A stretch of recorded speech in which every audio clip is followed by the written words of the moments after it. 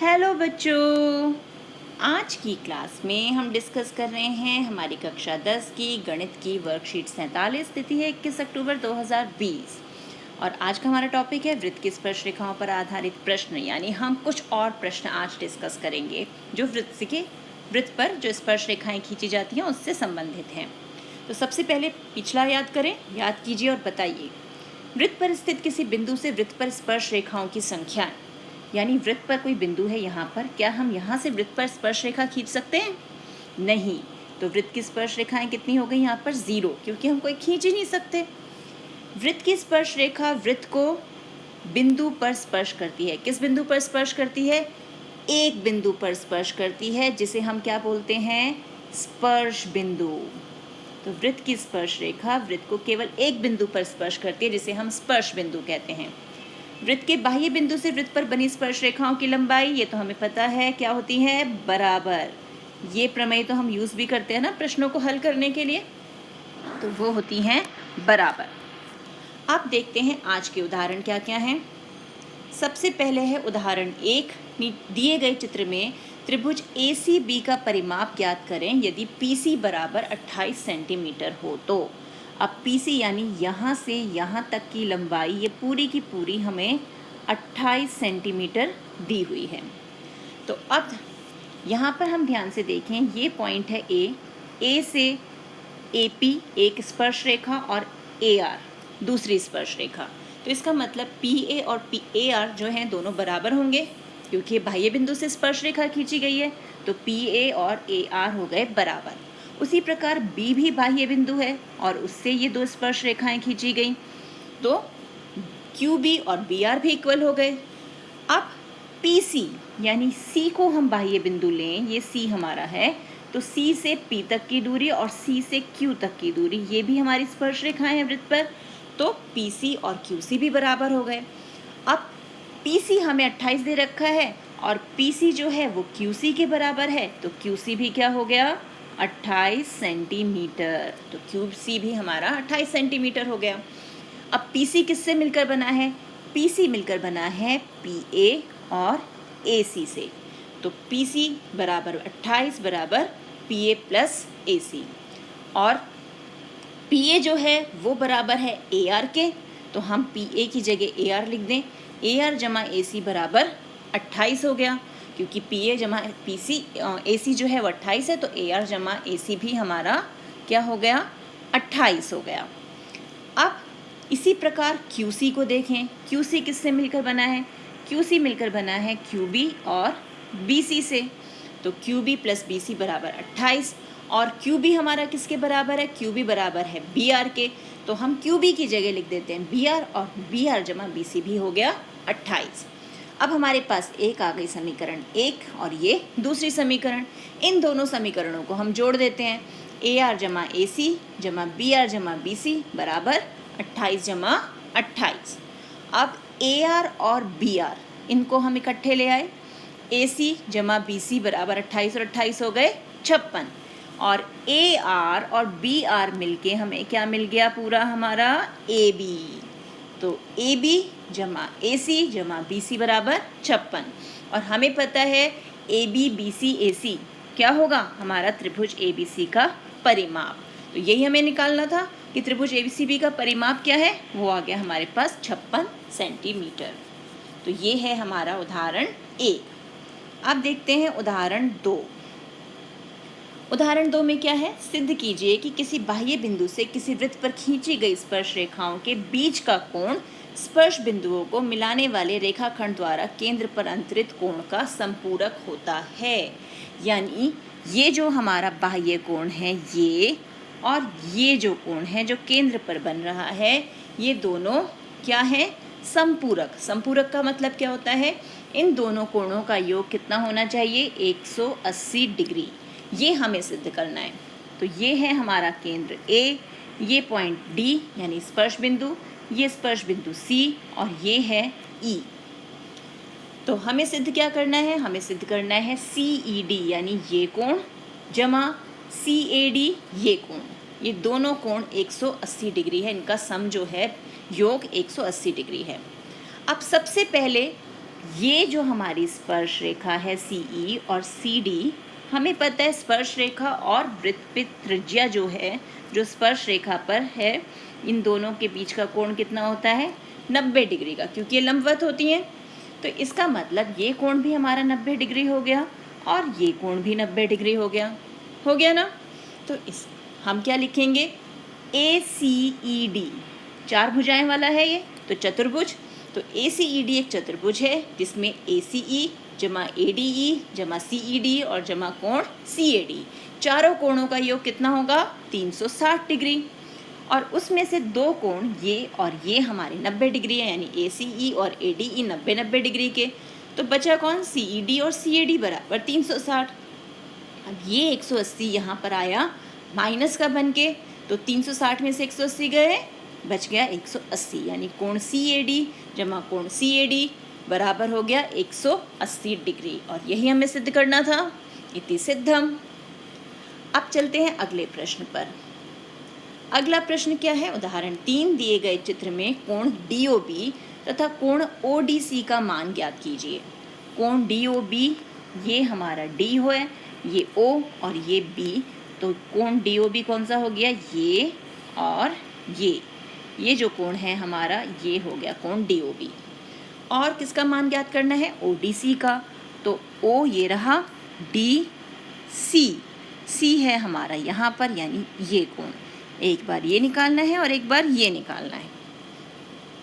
और हमें क्या दिया हुआ है? हमें दिया हुआ है BAD जो कोण है वो हमें दिया हुआ है 40 डिग्री। ये कोण हमारा 40 डिग्री का है और C को B से मिला दें तो यहाँ ये कोण जो है ये 75 डिग्री का है। ये है हमारा E पॉइंट और ये है F। तो अब ध्यान से फिर से देखें हम कि अभी हमने देखा कि ये कोण यानी ये वाला कोण और ये वाला कोण दोनों संपूरक कोण होते हैं।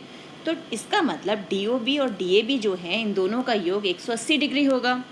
तो DOB कितना हो जाएगा? ये तो हमें 40 डिग्री दिया ही हुआ है, तो DOB कितना होगा? 180 में से 40 को माइनस कर देंगे, यानी हम यहाँ लिखेंगे DOB जमा 40 डिग्री बराबर 180 डिग्री। तो कोण DOB कितना आ गया हमारे पास? 180 माइनस 40 यानी 140 डिग्री। तो ये वाला कोण आ गया 140 डिग्री। अब हमें चाहिए प्रतिवर्ती DOB यानी ये वाला कोण। तो ये वाला कोण कैसे मिलेगा? अब ये पूरा का पूरा जो सर्कल होता है वृत्त, इसका कोण कितने डिग्री का होता है? 360 का। तो अब 360 में से हम 140 घटा दें तो हमें प्रतिवर्ती कोण मिल गया 220 डिग्री। अब हमें ये भी पता है कि हमारा जो कोण OBE है यानी ये पूरा कोण कितने डिग्री का होगा? 90 डिग्री का, क्योंकि स्पर्श रेखा और त्रिज्या के बीच का कोण है। आप इस 90 में से ये 75 हटा दें तो हमें ये छोटा सा कोण मिल जाएगा। ये छोटा सा कोण आएगा 90 माइनस 75 यानी 15 डिग्री का। उसके बाद अब DOB जो है वो केंद्र पर और कोण BCD वृत्त के शेष भाग पर समान चाप द्वारा बनाए गए हैं। तो ये 140 डिग्री का है, तो DCB कितना हो जाएगा? BCD जो है यार, तो ये हो गया हमारा 70 डिग्री का, क्योंकि हमें पता है ना केंद्र पर बनाया गया कोण वृत्त के किसी अन्य बिंदु पर बनाए गए कोण का दुगना होता है। तो ये इसका आधा हुआ यानी 70 डिग्री का हो गया। तो BCD मिल गया हमें 70 डिग्री। अब फिर से हमारे पास जो DOBC है ये एक चतुर्भुज हो गया, क्योंकि इसकी 4 भुजाएं हैं। DOBC ये पूरा का पूरा हमारे पास चतुर्भुज है। तो इसके भी चारों कोणों का योग कितना होना चाहिए? 360 डिग्री। तो हमने इसके चारों कोणों का योग लिख लिया 360, और जिन जिन कोणों का हमें माप पता है हमने वो लिखे। ODC हमें निकालना है, तो ODC हो गया 360 माइनस 305 यानी 55 डिग्री। तो ये हो गए हमारे दोनों कोण ज्ञात। अब है स्वयं प्रयास कीजिए। तो पहला प्रश्न है, चित्र में C वृत्त का केंद्र है, M का मान ज्ञात कीजिए। तो ये तो अभी हमने प्रॉपर्टी सीखी उदाहरण में कि इन दोनों कोणों का योग क्या होता है? संपूरक होता है। तो इसका मतलब हमारे पास क्या होगा? M प्लस 3M बराबर 180 डिग्री। यानी 4m बराबर 180 डिग्री। तो m क्या हो जाएगा 180/4 और इसे हल करके हमें क्या मिला 45 डिग्री। तो m का मान आ गया 45 डिग्री। अब देखते हैं अगला प्रश्न। दिए गए चित्र में x का मान ज्ञात कीजिए जहां j वृत्त का केंद्र है। तो ये है हमारा j, ये है हमारा पॉइंट E, ये F और ये H। तो अब हमें निकालना है x का मान। एक स्पर्श रेखा है EH और एक स्पर्श रेखा है EF। इसको दिया गया है ये x + 10 है और ये है 2x - 1। तो हमें पता है बाह्य बिंदु से वृत्त पर खींची गई स्पर्श रेखाओं की लंबाई समान होती है, यानी ये जो x + 10 है ये बराबर होना चाहिए किसके 2x - 1 के, क्योंकि ये दोनों लंबाइयाँ बराबर होनी चाहिए ना। तो अब यहाँ से हम इसे हल करें x - 2x बराबर -1 - 10। तो यहाँ हमें मिल गया -x बराबर -11, माइनस कैंसिल, तो x आ गया 11। हो गया ये भी हल, कितना छोटा सा था। अब देखते हैं प्रश्न 3। 6 सेंटीमीटर त्रिज्या वाले वृत्त पर दो स्पर्श रेखाएं एक दूसरे के साथ 120 डिग्री का कोण बनाती हैं। सिद्ध कीजिए कि स्पर्श रेखा की लंबाई 2√3 सेंटीमीटर है। तो इसके लिए पहले आकृति बनाएंगे और फिर इसे हल करेंगे। तो अब है हमारा हल 3। सबसे पहले उसके लिए आकृति बना लें। ये है हमारा एक वृत्त जिस पर बाह्य बिंदु से, जो कि P है, स्पर्श रेखा खींची गई है। हम इसे मान लेते हैं ये हो गया A। ये है हमारा केंद्र O। हमें त्रिज्या दी गई है कि त्रिज्या है हमारी 6 सेंटीमीटर। हमें स्पर्श रेखा की लंबाई यानी ये जो PA है इसकी लंबाई निकालनी है। और दोनों स्पर्श रेखाएं जो हैं PA और यहाँ पर एक स्पर्श रेखा और है हमारी PB, इन दोनों स्पर्श रेखाओं के बीच का कोण ये जो है ये दिया गया है 120 डिग्री। तो हमें निकालनी है स्पर्श रेखा की लंबाई। तो ज्ञात करना है, क्या ज्ञात करना है हमें ज्ञात करना है कि PA कितना है, PA की लंबाई। तो अब यहाँ पर ये 120 पूरा कोण है, तो आधा कितना हो जाएगा हमारा 60 डिग्री का। तो इसे हम मान लेते हैं कोण 1 जो है हमारा 60 डिग्री का हो गया। अब ये है हमारा 90 डिग्री का कोण। क्यों? क्योंकि स्पर्श रेखा और त्रिज्या के बीच का कोण है। 90 डिग्री का कोण होते ही हमारा त्रिभुज कैसा हो गया, समकोण त्रिभुज। तो अब हम लेते हैं हमारी उत्पत्ति क्या है, समकोण त्रिभुज। क्या नाम है समकोण त्रिभुज का, AOP में। अब सबसे पहले ये 90 डिग्री का कोण है, तो 90 डिग्री के अपोजिट ये हमारा क्या हो गया, कर्ण यानी हाइपोटेनस। ये हो गया हमारा परपेंडिकुलर, यानी यहाँ से इसके अपोजिट, कोण के अपोजिट ये है 60 डिग्री के अपोजिट, ये हुआ परपेंडिकुलर और ये हो गया बेस। तो अब हम यहाँ पर क्या लगाएंगे, हम लगाएंगे tan का रिलेशन, यानी tan 60 डिग्री हो गया हमारे पास। कितना आएगा, OA यानी परपेंडिकुलर बटे में बेस यानी PA। tan 60 डिग्री होता है √3। OA का मान हमें दिया हुआ है 6 बटे में PA। तो PA क्या आ गया, 6/√3। अब इसका परिमयीकरण कर दें, √3 यहाँ पर और √3 यहाँ पर। तो हमें मिल गया 6√3 बटे में 3। तो 3 एकम 3, 3 दूनी 6। तो PA की लंबाई क्या आ गई, 2√3। यही हमें सिद्ध करना था कि स्पर्श रेखा की लंबाई 2√3 सेंटीमीटर होगी। इति सिद्धम। अब देखते हैं हमारा प्रश्न 4। प्रश्न 4 है, एक वृत्त त्रिभुज DEF की भुजा EF को बिंदु P पर और भुजाओं DE और DF को बढ़ाने पर क्रमशः बिंदु Q तथा R पर स्पर्श करता है।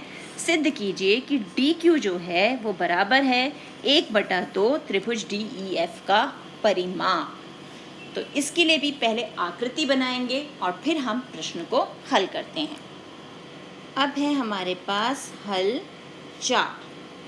तो आकृति बनाएं, ये है त्रिभुज DEF और ये है हमारा वृत्त जो DEF त्रिभुज को किस पे छू रहा है, EF में P पे छू रहा है, और DE को हम आगे बढ़ाएं तो ये D तब छूता है Q पे, और DF को आगे बढ़ाने पर ये टच कर रहा है R पे, यानी ये आ गया R। अब हमें क्या सिद्ध करना है, हमें सिद्ध करना है कि जो हमारा DQ है, यानी DQ की लंबाई जो है वो 1/2 है त्रिभुज DEF के परिमाप के, यानी DEF का परिमाप। ये आ गया हमें, ये हमें सिद्ध करना है। तो अब उत्पत्ति स्टार्ट करते हैं इसका हल। तो सबसे पहले यहाँ पर EP बराबर है EQ के। क्यों? क्योंकि E है हमारा बाह्य बिंदु और ये दोनों हैं स्पर्श रेखाएं। उसी प्रकार FP बराबर है FR के, क्योंकि FP हमारा बाह्य बिंदु है और ये दोनों स्पर्श रेखाएं हैं। और जब हम D को बाह्य बिंदु लेंगे तो क्या होगा, DQ बराबर हो जाएगा DR के, क्योंकि ये भी वृत्त पर स्पर्श रेखाएं हैं। तो यहाँ क्या आ जाएगा, बाह्य बिंदु से वृत्त पर खींची गई स्पर्श रेखाएं, बाह्य बिंदु से वृत्त पर स्पर्श रेखाएं, तो ये बराबर होती हैं, इसलिए हमने इन्हें बराबर कर दिया। अब इसके बाद अब हम देखें, क्योंकि अब हमारे पास DQ DR के बराबर है, तो DQ की जगह हम DE और EQ ये लिख सकते हैं। DE प्लस EQ बराबर, उसी तरह से DR को तोड़ के DF प्लस FR। अब DE प्लस EQ किसके बराबर है, EP के, तो DE प्लस EP लिख दें यहाँ पर। और यहाँ हम DF FR किसके बराबर है, FP के, उसकी जगह हम FP लिख देते हैं। यहाँ रीज़न दे देते हैं। रीज़न क्या है कि EQ तो हमारा बराबर है EP के और FR बराबर है हमारा FP के, इसलिए हमने ऐसा किया। इस समीकरण को एक नाम दे देते हैं। अब त्रिभुज DEF का परिमाप क्या होगा, त्रिभुज DEF का परिमाप यानी तीनों भुजाओं का योग, तो वो क्या होगा, DE जमा EF जमा DF, यही होगा ना। अब DE EF को हमने क्या लिख दिया, EF और FP, तो ये EF तो हमारे पास है ही, और ये हो गया FP जमा DF, ठीक है, क्योंकि हमने EF को तोड़ के EF प्लस FP लिख दिया। अब DE जमा EP को हम एक साथ ले लें और DF जमा FP को हमने एक साथ ले लिया। तो अब हम इसे, क्योंकि हमने समीकरण 1 में देखा कि DE और जमा EP बराबर है DF प्लस FP के, तो हम इसे 2 टाइम्स 2 गुना DE प्लस EP लिख सकते हैं, या हम इसे लिख दें 2 गुना DE प्लस EQ, क्योंकि हमारा EP जो है वो EQ के बराबर है, ये तो हमें पता है। तो इसका मतलब हमारा त्रिभुज DEF का परिमाप क्या हो गया, त्रिभुज DEF का परिमाप है 2 गुना DE प्लस EQ, और DE और EQ मिला के क्या बन रहा है, DQ।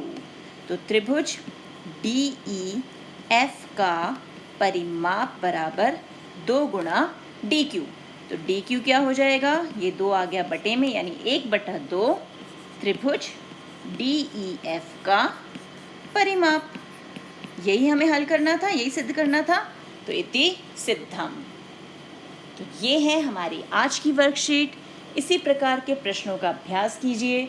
मिलते हैं एक और वीडियो में, तब तक keep practising and enjoy maths.